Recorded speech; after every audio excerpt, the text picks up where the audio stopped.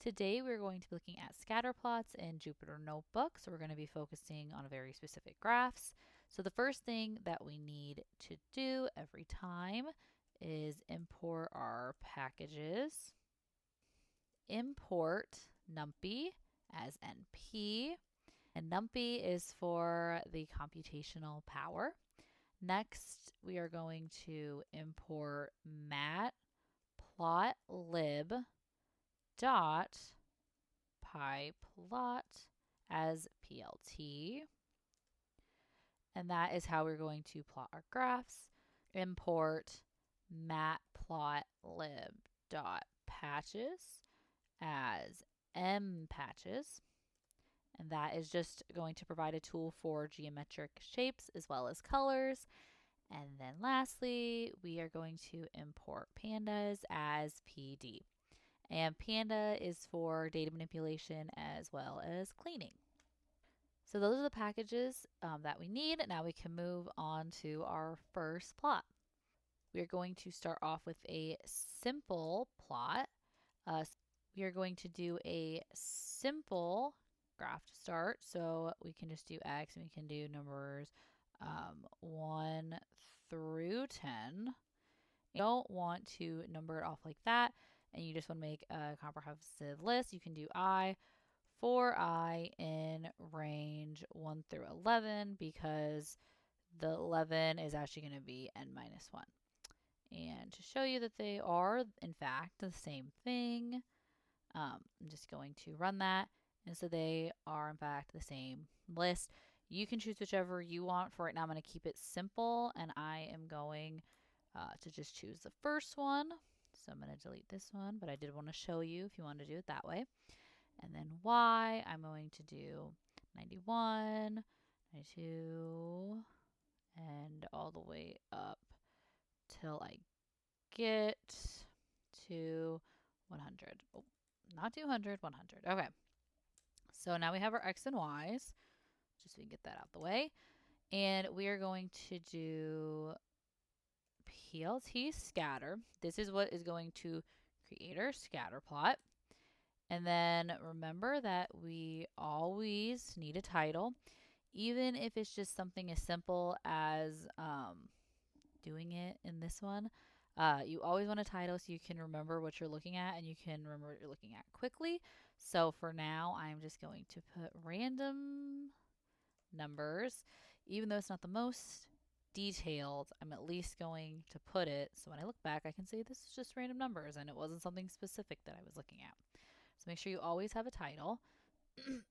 We can do plt.show just to keep it simple. And there we go. We have our scatter plot right here.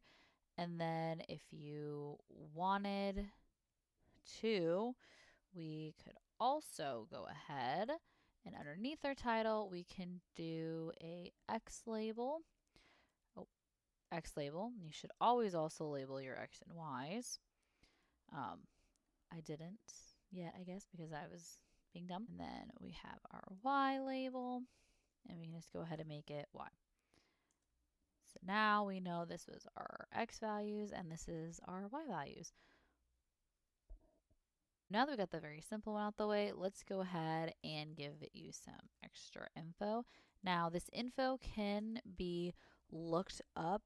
There is a whole web page that shows all the different things that you can do with the scatter plot, all the different what we're going to call what we do call parameters. So I'm going to go ahead and do the X and Y, but for this one I am going to do I for I in range 1 through 11. And then for my Y, I'm just going to do, we can do A for A in range. I mean, you could also do Y, I guess, but I don't want it to be too confusing. So A for A in 91 through 101. Okay. So now that we have our X and Y's, we can go ahead and remember we do our plt.scatter. Now we're going to give it the parameters. So we have X and we have Y. That is the first thing we're going to do. Next, we are going to do, well, one of the parameters can be S. So S is going to be the size of the dots. So if I want a bigger dot, or it's going to be the size of our marker. A marker isn't always going to be a dot. So S equals 100 is going to be the size, and I'm going to go ahead and put this, the size of our markers. So even though it's a dot right now, that is just our markers. Next, we're going to have our colors. We can go ahead and change the color. So up there we see blue, but actually I want black. I think it would look better with my graph. We can go ahead and make the markers black. So this is just going to be the color of the marker. And then next we have marker. So let's say that we don't want dot. We think that X's would be better for some reason. I don't know. So this just changes the type of marker. Then we have CMap. So this is going to deal with our data colors. So for right now, we're going to keep it Viridis. And that is just the map scalar data to colors, which if you're really interested in how you map those, you can go ahead and look those up. Then our norm is going to be equal to none for this one. And the norm is just the normalization used to scale scalar data. And so that has to do with normalization used to scale data. And then you're going to have VIN. You can have a VMin. And we're going to go ahead and put that as none. You can have a Vmax, which we're going to go ahead and put as none. And what those are is they just define the data range that the color map covers. Next we have alpha. And for this one, we can go ahead and make alpha 0.3. And all that deals with is transparency. So if you want your markers to be a little transparent so you can see through them, or maybe not, that's what you would use. And then we have line widths, which we can make 3, and that's going to just be the size of the edge. So the edge surrounding our marker, you don't have to have an edge for it. You don't even have to make an edge for it or even show the edge. You can leave that blank. This is just if you want to do it. And then lastly, what we're going to do is edge color, which I want to make yellow because I really want it to stand out, apparently, maybe. And so that will just be our edge, or I can say color for edge on marker. Okay. That is what we can put for parameters. There are a couple other stuff that you can put in for the plt.scatter, but these are just the ones that I think would be most important just for simple scatter plots. And so that is what we used for this. And again, you don't have to change the size. There's automatic defaults for these. You don't change the color or the edge color or anything like that. That's just if you want to do it and you think that it would benefit your data to use. So then what do we always do after this? We're going to do a title. I'm just going to go ahead and name it random numbers again. And then we are going to do our labels again. So we need our X label and we need our, I understand why that was showing up. And then we need our Y label. And finally, let's go ahead and show the plot we just created. So here we are. We have our random numbers. We have our X values from 1 to 10. We have our Y values from 91 to 100. Remember, we changed the size. So we made it 100. We could make it 1,000. And it will get bigger, but let's go ahead and turn that down to 100. We changed the actual, and I will show you if I get rid of those. We changed the color of the markers to black. Let me also take away the transparency so you can see it. We changed the color to black, so you can see that right there. We made the marker X. If we weren't to make the marker X, it would go default to circle. But there are a lot of markers that you can use if you just go ahead and look that up. And then let's go back to that. So make it X, make it a bit transparent, and then let's make our edge color be yellow so you can kind of see the yellow. But if we go ahead and make that a 3, make it bigger, you can see the yellow a lot better. So those are the most basic parameters that you're going to use when you're going to use a scatter plot. Doesn't mean that you have to use them or you should use them, but I did want to show you in case you're interested in all fun stuff. So we are going to make a scatter plot with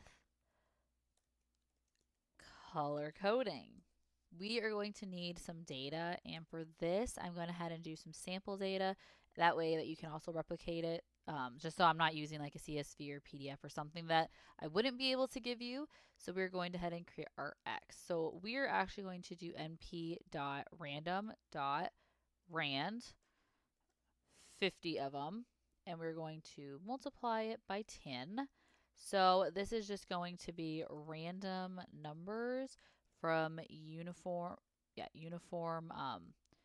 distribution, and then we are going to multiply by 10, and that'll make it within the bounds from 0 to 10.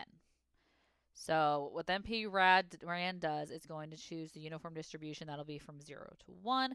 It's going to choose a number, multiply by 10, and that'll give us a number between 0 and 10. And then we're going to do the same exact thing with our y. And again, this is just choosing some random data. And then now we need a category. So we're going to need a third parameter in order for us to do a little bit of color coding. Technically, you don't. Yeah, you probably need a third parameter. So our category is going to be np.random. And now this is going to be random choice. And I'm going to give it the options to choose between 3 things. So it's either going to choose A, B, or C. Oh, sorry. Okay. And we are going to choose 50 of them. So that is going to be the data we're going to take in. And so what I need to do with that is I'm going to create it into a table. So X is going to simply be X. Y is going to simply be Y. And then category is going to be category. So now we have some data, and it's put into a nice table. And what we're going to do is make it into a data frame, because that is what is going to be easiest to work with. So data frame, so it's going to be df, data frame, is equal to pd.dataframe. So that's using the panda. Remember, we're going to use it to clean up the data that we want, clean it and organize it. So we're going to do pd.dataframe, and then we're going to take the data that we just created. Let's go ahead and run that, and now we have a nice data frame, and I can show you the data frame if you would like to see what it looks like before we start messing with it. And so here we go. Actually, let's just do df.head, which will show us the first 5 rows. Okay, so we have our first 5 rows, our data frame. Oh no, I spelled category. There we go, category. And so again, we just have random number X, random number Y, and then we just chose a random letter. And the letter does not correlate to any specific number. We just did this very randomly. So next, what we're going to do is we are going to create our color map. So this means that we are going to create a color, it means you're creating a color map, but we're going to specify which color is which. So for A, I would like that to be the color red. For B, I would like for it to be blue. And then, then for C, I would like it to be green. Okay.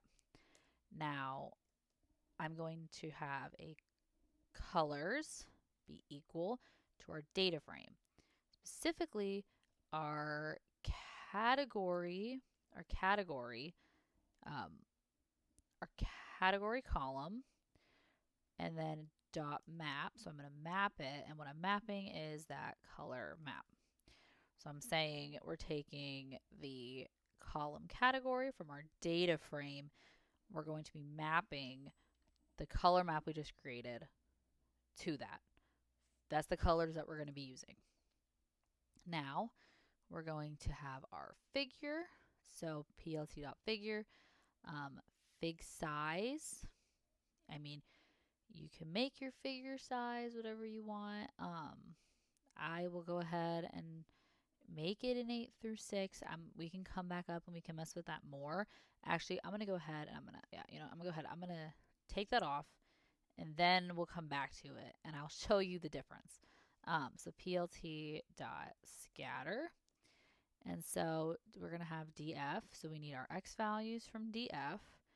We need our y values from df, and then c is going to be equal to colors. And remember, we made the colors already. We said which one they're going to plot to. So for this x and this y that we plot, and it has b, that is going to be blue. That's what we're looking for. S, we can go ahead and make 100 so it's easy to see. Alpha, if I can spell it right, alpha is going to be equal to 0.7, just so we can see through it a bit. Again, we can always change these. Like once you make your graph, you can always come back and change them. Line width is going to be 0.5, and then edge colors is going to equal W. So just keep them like that. And then again, we need our X label. So PLT, and then we can have our X label, which we could just call X axis variable. We can have our Y label be Y axis variable. Oh, but make sure that you put them in these or else it'll get mad. And then we have a title, and we can go ahead and name this title scatter plot with color coded categories. And then the last thing we need for this, because this is very important, if you go ahead and I'll show you. Okay, we'll show you first, and then I'll show you why it's important. It's mad at me. Why is it mad? Hold on a sec. Okay. If you can spell right, unlike me, let's run that. Okay. So, as you can see, we have this lovely little graph. But can you tell what's missing? What would be very helpful would be a legend, so we can know which one's which. So if I just see a red one, or I just see a blue one, or I just see a green one, I'd have no idea. Your audience has no idea what you're looking at. So it's very important to always include a legend when you're doing stuff like this, so people know what they're looking at. If they don't know what they're looking at, that's not good. Especially when it comes to science, especially when it comes to math, and everything is important to tell them what they're looking at and to make sure you have it thoroughly let out for them. So what I'm going to do for our legend, so go ahead and put for our legend, I'm going to have legend, and I'm going to call it handles. That is going to be equal to m patches dot patch, and then we have color, which is going to be equal to our color map, and then I'm going to call this cat, because we're going to be filling it in. It's not referring to anything yet. Label equals cat. Just give me a minute for cat in our color map. So it's going to be, so cat just is kind of referring to our categories, but it's just a space, just like how for, like when we do a list for I in range this is cat for cat in our color map. And then we're going to do plt.legend. So this is how you're going to create your legend. So we have our handles equal to our legend handles, which is what we just created here to go back and deal with the color map that we created up there. And then our title is going to be equal to category. That way people know what we're looking at. So let's go ahead and run that. Of course, I can't spell anything right. It's totally fine.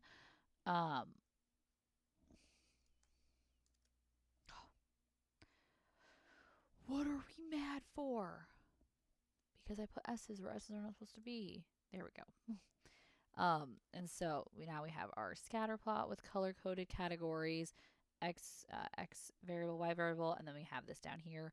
And so what I'm going to go back up and do is I'm going to change that figure size so you can see this is what it looks like before I run the code. And this is what it looks like after I run the code. As you can see, it's a little bit bigger and a little bit easier to read. We can also change where our legend is being placed. So if we would like to, we can do lock, which is going to be location. And if we want to make it the upper left, so we can do the lock upper left, and now you can see that our scatter plot, now we have our legend over here to the left. And so if we don't want it actually inside our plot at all, because as you can see, it's taking away one of the ones that we plotted, what we can do is we can change our lock to equal, let's do the center, and then now we're going to do BB box, and then we're going to go to anchor, and we're going to have that equal 1, 0.5. And as you can see, it's almost out of our box if we go ahead and change that. So if we change our lock to, instead of center, we have center left, and then we can do this be our anchor. We now have it outside of the plot and in the middle. If we do upper left, it's a little bit lower. That's not the center, so we'll just move it to center. If we do the same thing, but then we change it to 0.8, we can see that it's a little bit higher. For right now, we can leave it at the 0.5, and then you have your legend outside instead of on the inside, so we don't miss any of those points. And then the last thing that I want to show with this one before we move on is, you might ask, because we've been talking about, well, what would look the best to show people? What would be the best thing that you'd want to use on a presentation, or if you would want to use on a on your paper that you're writing for something specific, you want to show this. You could do a screenshot of your computer, or what you can do. So before we have the plt.show, we can do plt dot, and we can do save fig. So this is going to save our figure. Now we can go ahead and name this whatever we want. So let's do scatter plot color coded, and then we can make that a PNG, and we're going to do comma DPI, which is equal to 300. So that's just going to save it as a high resolution file. So let's go ahead and run that. So still have our nice pretty graph, but if we go to back to here, we can see that there is our scatterplot color-coded PNG. Actually, it would make sense if I press this, and then I can download. And then for my downloads, you can see the nice plot that we have saved. Ta-da! With our category and with everything else. So that is if you want to save it. And again, I just saved it as a PNG. PNG is easiest to work with, but again, you can look and see what you can save it as, or what you want to save it as. So the next thing we are going to do is we're going to use the same data that we previously used.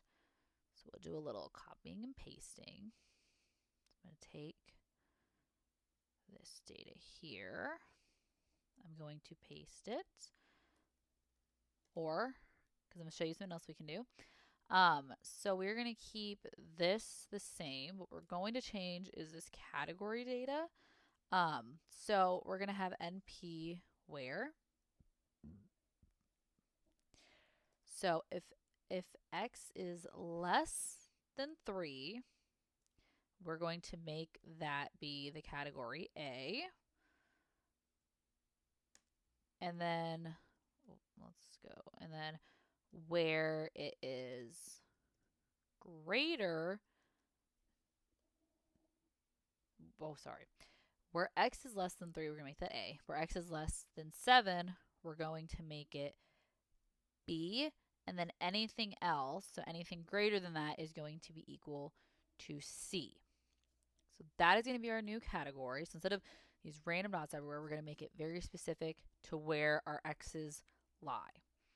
So we can go ahead and, we don't need to show that. We can go ahead and run that. So now we have our new data frame. And again, we can come back up here and we can copy the previous one, come down here. And so we can keep our color map the same, our colors the same. Again, we just changed the fig size to make it a little more easier to read on our screen, make it a little nicer. We are going to keep our scatter the same.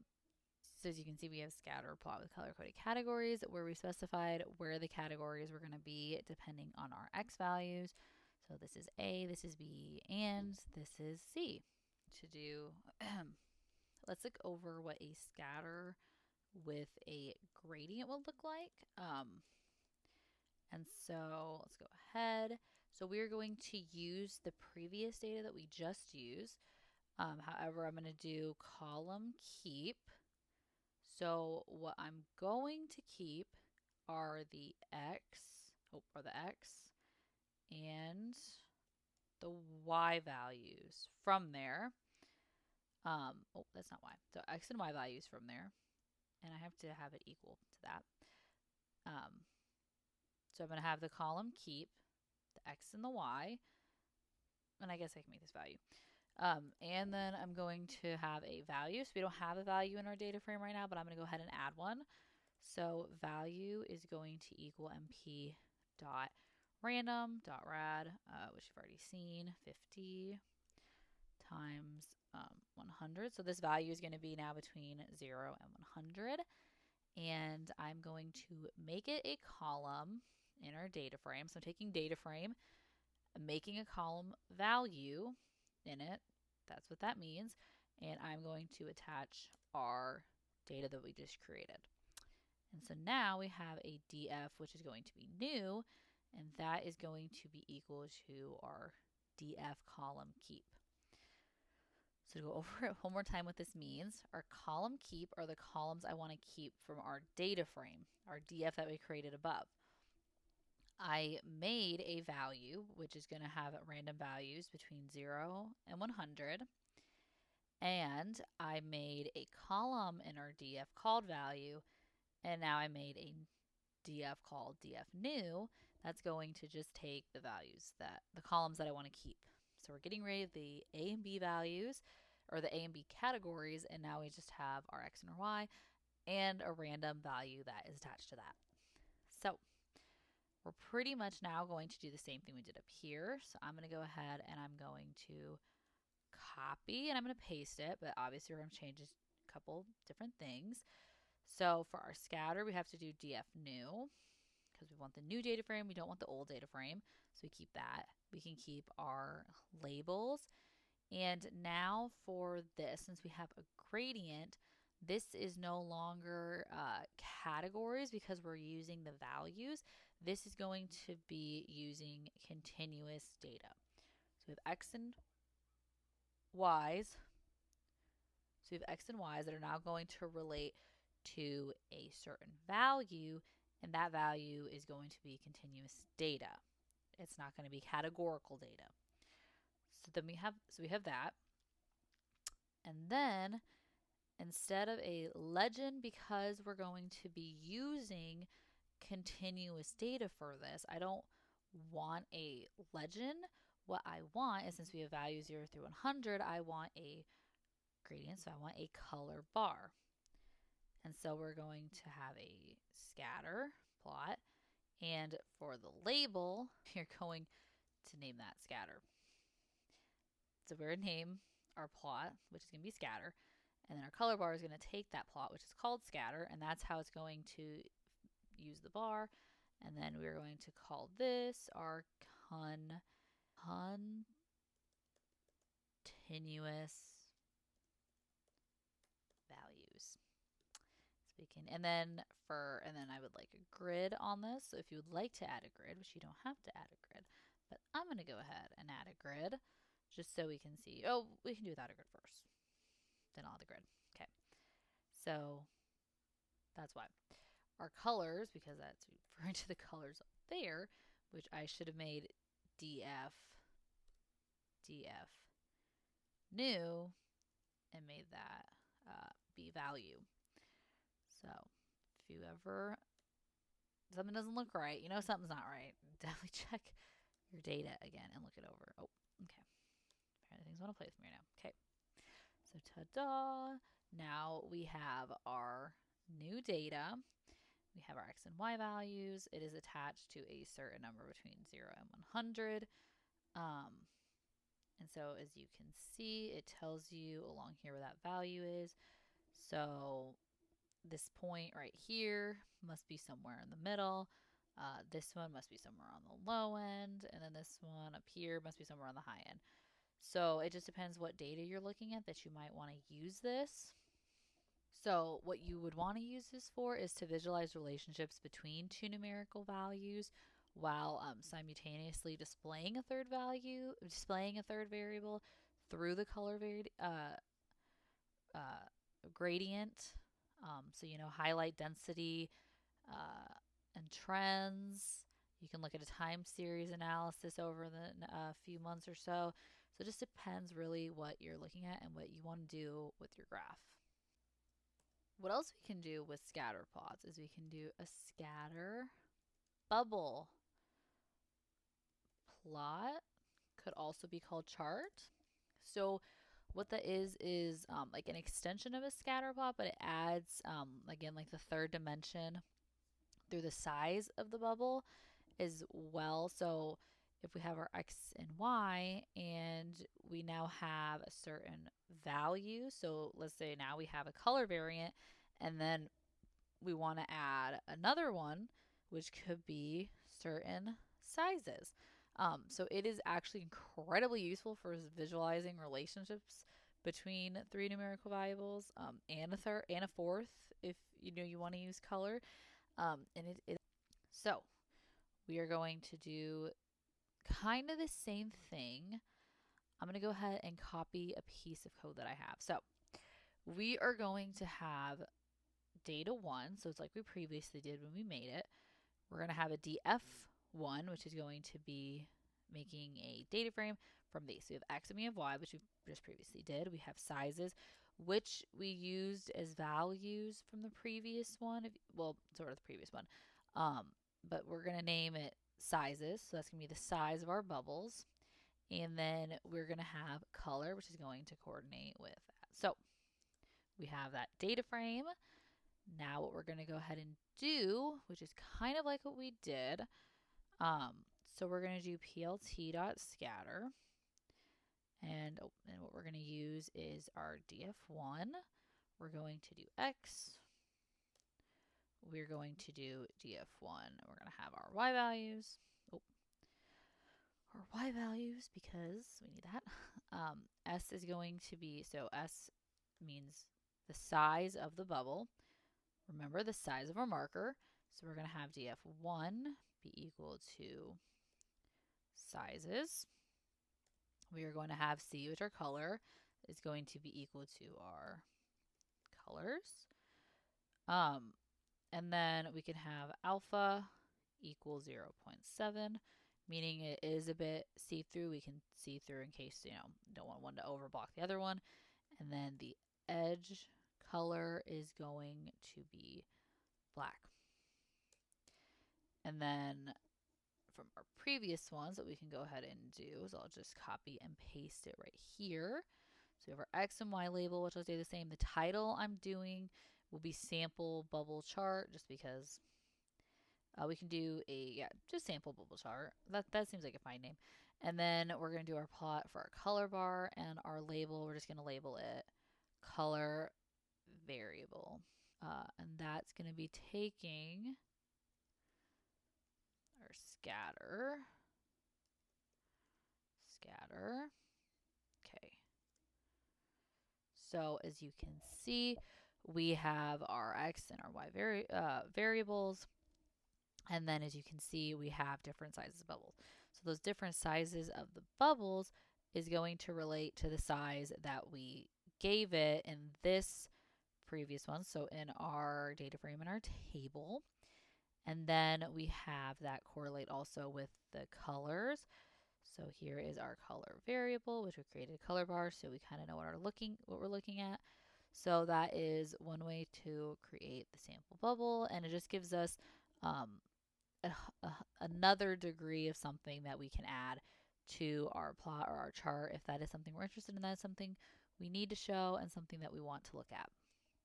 What if we are wanting to graph 2 lines or more, which you can have more, but let's say what if we want to graph 2 lines and what that would look like. So let's say we have X, and X is going to equal, I'm going to make it a little different, np.arrange, and that's going to be from -10 to 10. So now what that means is it's just going to arrange of evenly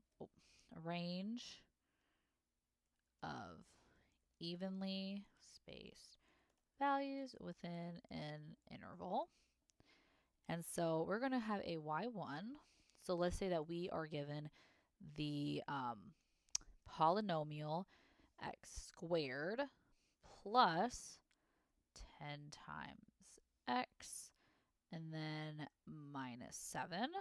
But we're also given the line of x, or polynomial of x squared, plus or minus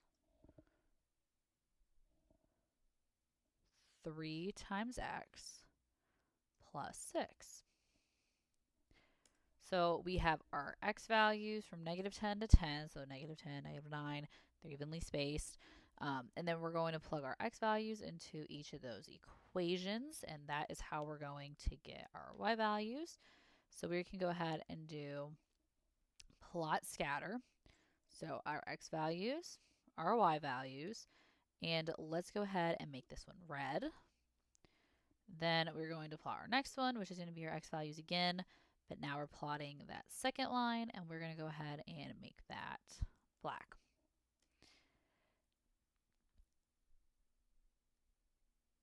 And then next we need a title. So let's go ahead and name this comparison of polynomial graphs. I'm sure there's a better name, but that's what we're going to give it now. And then we're just going to do an x label simply of x. Do a plot y label of just y. And then we're just going to have a legend b